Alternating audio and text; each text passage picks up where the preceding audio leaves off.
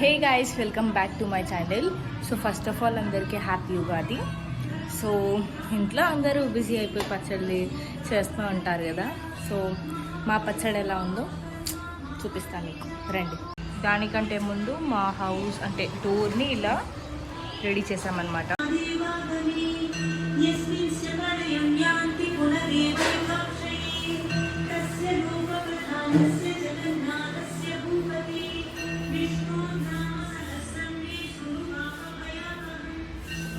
So first మనం పచ్చడి చేసుకునే ముందు మనం పుట్నాలు మిక్సీలో వేసి పొడిలాగా చేసుకోవాలన్నమాట. సో మనకి పుట్నాల పొడి అయితే ఇంత మెత్తగా కావాలన్నమాట. ఫస్ట్ అయితే మనం కుండలో వాటర్ వేసుకొని తర్వాత పుట్నాల పొడి వేసేయాలన్నమాట. కొద్దిగా బెల్లం వేసుకోండి. నానబెట్టిన చింతపండు రసాన్ని ఇప్పుడు దీంట్లో వేసేసుకుందాం. మనకి ఇవి షాప్లో దొరుకుతున్నాయి అన్నమాట.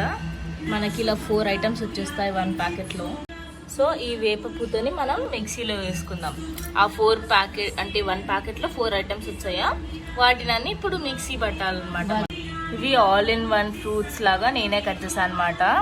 ఏమేమి ఉన్నాయంటే గ్రేప్స్ ఉన్నాయి, బనానా ఉంది, ప్రొమగనెట్ ఉంది, మస్క్ మెలన్ ఉంది, ఇంకా గువావా ఉంది, ఇంకా యాపిల్ కూడా ఉంది, సపోటా ఉంది.